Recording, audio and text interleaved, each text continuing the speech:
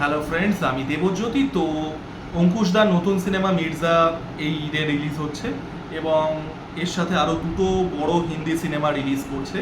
এবার যে জিনিসটা আমরা বারবার করেই দেখেছি বাংলা সিনেমার ক্ষেত্রে, বিশেষ করে ফেস্টিভ্যাল উইন্ডোতে যখন আসে অন্যান্য বড় প্যান ইন্ডিয়া সিনেমার সাথে, বাংলা সিনেমা হল পায় না এবং সেটা নিয়ে একটা কন্ট্রোভার্সি হয় যে বাংলা সিনেমা হল পাচ্ছে না কেন, শো দেয়া হয় না, প্রাইম টাইম সব শোগুলো বাইরের যে সিনেমাগুলো আছে হিন্দি বা অন্যান্য সাউথের সিনেমা সেগুলো নিয়ে চলে যায়। তো সেই ন্যারেটিভটাই বা সেই আলোচনাটাই আবার ফিরে এসছে মির্জা কিন্তু খুব কম শো পাচ্ছে।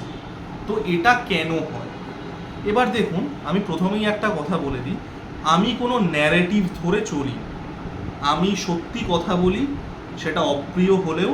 এবং আজকের যে কথাগুলো বলবো সেগুলো হয়তো অপ্রিয় সত্যি কথা, হয়তো সবার শুনতে ভালোও লাগবে না, কিন্তু আমি আবারও যেটা বললাম যে আমার কাছে সত্যি বলাটা বেশি দরকার। আপনারা কি শুনতে চান সেটার থেকেও আপনাদেরকে সত্যি বলাটা আমার কাজ বেশি। তো প্রথমেই আমরা যে ভুলটা করি না, সেটা হচ্ছে আমরা ফিল্মের বিজনেস জিনিসটাকে খুব ভুলভাবে ইন্টারপ্রেট করি।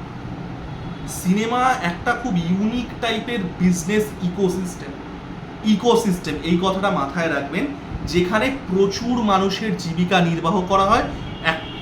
একটা সিনেমা তৈরি হওয়ার সব রকম স্টেজে যখন একটা সিনেমা তৈরি হচ্ছে, তখন অ্যাবভ দ্য লাইন ট্যালেন্ট যারা অভিনেতা অভিনেত্রী ডাইরেক্টর, তাদের কথা আমি ছেড়ে দিচ্ছি। বিলো দ্য লাইন প্রচুর ট্যালেন্ট যুক্ত থাকেন, টেকনিশিয়ান, তারপরে সেটে যারা কাজ করেন সেই সমস্ত মানুষ। তারপরে তারা যখন এক্সিবিটার স্টেজে আসছে বা ডিস্ট্রিবিউটার স্টেজে আসছে, সেখানেও বিভিন্ন মানুষের জীবিকা যুক্ত আছে। এবং ফাইনালি যখন সিনেমা হলে আসছে, যখন এক্সিবিটারে আসছে, তখন সেই সিনেমা হলকে কেন্দ্র করে কিন্তু প্রচুর মানুষের ডাইরেক্টলি বা ইনডাইরেক্টলি প্রচুর মানুষের জীবিকা যুক্ত আছে।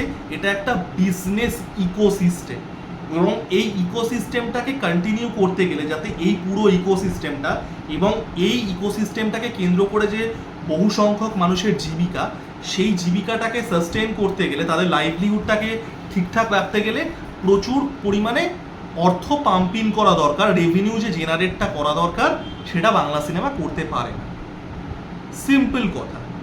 এই যে এত বড় একটা বিজনেস ইকোসিস্টেম, এতগুলো মানুষের জীবিকা নির্বাহ করছে একটা বাংলা সিনেমা, সেই রেভিনিউটা তার ধারে কাছেও জেনারেট করতে পারে না। এবং সেটা আজকের সমস্যা না, এটা বহু বহু বছর ধরে, অন্তত 40 বছরের কথা আমি বলছি, যে যেখানে এই সিস্টেমটাকে সাস্টেন করার মতো রেভিনিউ বা তার ধারে কাছের রেভিনিউ বাংলা সিনেমা থেকে জেনারেট হয় না। এবার আপনারা একটা জিনিস ভাবুন, আমরা একটা কথা শুনি যে সিনেমা হল বন্ধ হয়ে গেল, এটা তো সবসময় আমরা শুনি যে সিঙ্গেল স্ক্রিন বন্ধ হয়ে যাচ্ছে, কোথাও কোনো একটা সিনেমা হল ভেঙে কোনো একটা অন্য একটা শপিং মল হয়ে যাচ্ছে অ্যান্ড অল দ্যাট, এগুলো আমরা সবসময়ই শুনি। একটা জিনিস ভেবে দেখুন, একটা সিনেমা হল তো একটা জড়ো পদার্থ, সেটার সামনে একটা তারা পড়ে গেল বা সেটাকে ভেঙে অন্য একটা বিল্ডিং হয়ে গেল। আসল কোথায় লোকসানটা হচ্ছে? আসল লোকসানটা হচ্ছে একটা সিনেমা হলকে কেন্দ্র করে বেশ কিছু মানুষের ডাইরেক্টলি বা ইনডাইরেক্টলি মানুষের জীবিকা যুক্ত থাকে, লাইভলিহুড যুক্ত থাকে, সেই লাইভলিহুডটা ক্ষতিগ্রস্ত হচ্ছে। সেই জীবিকা বা সেখান থেকে অর্থ উপার্জন করে মানে তাদের ফ্যামিলিকে ফিড করার সিস্টেমটা বন্ধ হয়ে যাচ্ছে। একটা সিনেমা হল মানে কিন্তু একটা ফিজিক্যাল বিল্ডিং বন্ধ হয়ে যাওয়া নয়, একটা ফিজিক্যাল বিল্ডিং একটা জড় বস্তু। এই বিল্ডিংটাকে কেন্দ্র করে, একটা সিঙ্গেল স্ক্রিন বা একটা সিনেমা হলকে কেন্দ্র করে যতগুলো মানুষের জীবিকা চলে, যতগুলো মানুষের ঘর চলে, সেটা বন্ধ হয়ে যাওয়াটা আসল। এটাই মেন সমস্যা এবং এটাই বাংলা সিনেমা করে এসছে। Bangla cinema consistently box office দিতে পারেনি, সেই রেভিনিউটা এই ইকোসিস্টেমটাকে সাস্টেন করার মতো রেভিনিউ দিতে পারেনি। সিনেমা হলের পর সিনেমা হল বন্ধ হয়ে গেছে। আমি আপনাদেরকে একটা ছোট্ট স্ট্যাটিস্টিক্স দিচ্ছি, তাহলে বুঝতে পারবেন যে কতটা ভয়াবহ অবস্থা। উত্তম কুমার যখন মারা গেছিলেন, তখন ওয়েস্ট বেঙ্গলে সিঙ্গেল স্ক্রিনের সংখ্যা ছিল 800-র ওপরে। 800-র ওপরে। সেটা এখন বোধহয় 200 সামথিংয়ে এসে দাঁড়িয়েছে এবং সেগুলোর মধ্যেও প্রত্যেকটাতে যে বাংলা সিনেমা চালানো হয় এমন কোনো বিষয় নয়। প্রায় 550-600 হল বন্ধ হয়ে গেছে। এবার আপনারা নিজেদের মাথার মধ্যে গুণ করুন যে এই যে 550-600 হল, এবং আবারও আমি বললাম, একটা হল বন্ধ হয়ে যাওয়া মানে একটা বিল্ডিংয়ের সামনে তালা পড়ে গেল বা সেটা ভেঙে অন্য কিছু হয়ে গেল সেটা নয়, সেখানে কতগুলো মানুষের জীবিকা ক্ষতিগ্রস্ত হয়েছে। এই বিজনেস মডেলটা বা এই ইকোসিস্টেমটাই বাংলা ইন্ডাস্ট্রি সাস্টেন করতেই পারে না। এবং আবারও আমি বলবো, এগুলো কোনোটাই আজকের সমস্যা নয়, এগুলো বহু বহু বছর ধরে চলছে। এবার এই বিজনেস ওনাররা কি দেখছে, যারা এক্সিবিটার তারা কি দেখছে, তারা তো জানে তাদের তো এই ইকোসিস্টেমটাকে চালাতে হবে, তাদের 10 জন কর্মচারী আছে, তাদেরকে মাইনে দিতে হবে, তাই না? তো তারা তখন সেই সিনেমাই চালাবে যেটা তাদেরকে সেই রেভিনিউটা এনে দেয়, যাতে তারা তাদের বিজনেসটাকে সমর্থন করতে পারে এবং তাদের বিজনেসকে কেন্দ্র করে যে বিভিন্ন মানুষের জীবিকা আছে সেগুলো সাস্টেন হয়।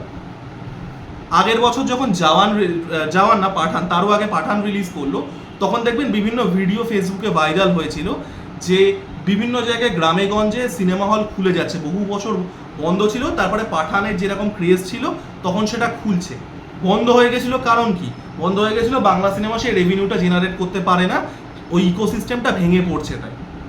এবার পাঠানের মতো সিনেমা বা জওয়ানের মতো সিনেমা বা অন্যান্য বড় যে সিনেমাগুলো আসে RRR বা KGF, তারা সেই রেভিনিউটা জেনারেট করে দিচ্ছে যেখানে একটা স্পেসিফিক হলের ইকোসিস্টেমটা চালাতে তাদের কর্মচারী, তাদের যা মানে যে কোনো রকমের খরচা আছে, মেনটেন্যান্স কস্ট, সব কিছু মিলিয়ে আমি বলছি একটা সিনেমা হলের পুরো ইকোসিস্টেমের খরচাটা তারা তুলে দিতে পারছে, তারা সেই রেভিনিউটা জেনারেট করতে পারছে একটা জওয়ান বা একটা পাঠান বা একটা KGF বা একটা RRR বলে সেই সিনেমা হলগুলো অনেক বছর বাদে বাদে খুলছে। এই জিনিস তো আমরা দেখেছি বারবার করে। গত বছর তো 2বার আমরা শাহরুখ খানের 2টো সিনেমায় দেখলাম, জওয়ানে আর পাঠানের সময়।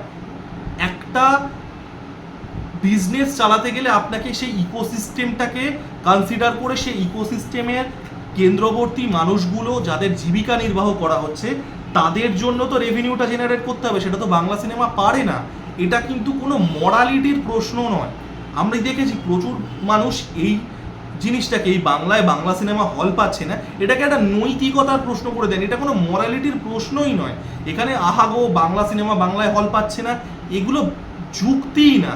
এখানে যুক্তিটা হচ্ছে আপনি একটা ইকোসিস্টেম সাস্টেন করতে পারছেন কি পারছেন না। যদি না পারেন তাহলে অন্য একটা সিনেমা যেটা সেই রেভিনিউটা জেনারেট করছে, যেখানে এই ইকোসিস্টেমটা বা ইকোসিস্টেমের যে কেন্দ্রবর্তী যে প্রচুর মানুষ আছেন তাদের জীবিকাটা নির্বাহ হচ্ছে। এটার কোনো মরালিটির কোয়েশ্চেন এখানে বাঙালি বহিরাগত বাংলায় বাংলা সিনেমা হল পাচ্ছে না এগুলোর কোনো প্রশ্নই ওঠে না। এটা একটা সিম্পল বিজনেস ইকোসিস্টেমের ইকুয়েশন যেটা কেউ অ্যাড্রেস করে না। আমরা দেখেছি যে যখন বাংলা সিনেমা আসে, একটু বড় কমার্শিয়াল সিনেমা আসে, তখন দুটো ন্যারেটিভ তৈরি হয়, সেগুলো হল পায় না। হল না পাওয়ার কারণটা আমি এতক্ষণ ধরে বললাম, এবং তারা তখন দুটো ন্যারেটিভ তৈরি করে। একটা হচ্ছে বাংলা সিনেমা বাঙালি অডিয়েন্স বাংলা সিনেমাকে সাপোর্ট করে না, বা মানে অডিয়েন্সকে দোষ দিয়ে দেওয়া, এটা একটা। আর সেকেন্ডলি সেটা হচ্ছে আমাদের বাংলার একটা বড় প্রোডাকশন হাউস আছে, তারা নাকি বিভিন্নভাবে ম্যানিপুলেট করে ষড়যন্ত্র করে সব হল নিয়ে নেয়। এবার আমি বলবো না দুটো কথাই হয়তো কিছুটা সত্যি, আমি মানছি বাঙালি অডিয়েন্সও কখনো কখনো খুব ফিকেল, আর ওই প্রোডাকশন হাউসের কথা আমি বাদই দিলাম, বাট ওটার সাথে এইটার কোনো সম্পর্ক নেই। এটা পুরোপুরিভাবে একটা বিজনেস ইকুয়েশন, যেখানে আপনি একটা ইন্ডাস্ট্রিকে, একটা বিজনেস ইকোসিস্টেমকে, আমি বারবার করে এই টার্মটা ইউজ করছি, সাস্টেন করতে পারছেন কি পারছেন না। যদি না পারেন তাহলে বিজনেসদেরকে সেই সিনেমাই আনতে হবে যেখান থেকে তারা সেই রেভিনিউটা জেনারেট করতে পারে। এটা তো কোনো রকেট সায়েন্স না, তাই না? এবং এই যে ন্যারেটিভগুলো বানানো, যে এই বাংলা সিনেমাকে ষড়যন্ত্র করে শো দেওয়া হচ্ছে না, বাংলা সিনেমা পাশে দাঁড়ায় না, একটা আবারও আমি যেটা বললাম এগুলো হয়তো সত্যি, বাট ওটার সাথে এটার কোনো সম্পর্কই নেই। এই ইজি জিনিসটা, এই এলিফ্যান্ট ইন দ্য রুমটা কেউ অ্যাড্রেস করে না। ফিল্ম ইন্ডাস্ট্রি তো অ্যাড্রেস করেই না, কারণ তাদেরকে নিজেদের যে শর্টকামিংসটা, নিজেদের ইম্পর্টেন্সটাকে স্বীকার করতে হবে, সেটা তারা করবে না। তারা ওই ন্যারেটিভ বানাবে, এই লোকে পাশে দাঁড়ায় না, শুয়ে পড়ে না, বসে পড়ে না, এই ন্যারেটিভই বানাবে। মানে এই আমি দেখেছি যে যারা মানে মুভি রিভিউর মানে মুভি ইন্ডাস্ট্রির বাইরের লোক, তারাও এই ন্যারেটিভটাকেই বাই করে, এই ষড়যন্ত্র, হল পাচ্ছে না বাংলায় বাংলা সিনেমা, এগুলো কোনোটাই যুক্তি নেই। এটা সিম্পল বিজনেস ইকুয়েশন। আপনি একটা ফাইন্যান্সিয়াল মডেল, একটা ইকোসিস্টেম সাস্টেন করতে পারছেন না, তো তাহলে সেই যে মানুষগুলো তাদেরকে সেই জিনিসই আনতে হবে, সেই সিনেমাই আনতে হবে যেটাতে থেকে তারা এনাফ রেভিনিউ জেনারেট করে। এটা কোনো মরালিটির প্রশ্নই নয়। তো যাই হোক, আমার ভিডিওটা কেমন লাগলো জানাবেন। খুব একটা কারোরই ভালো লাগবে না, তে তো সত্যি কথা। লাইক, কমেন্ট এবং সাবস্ক্রাইব করে আমার পাশে থাকুন। ধন্যবাদ।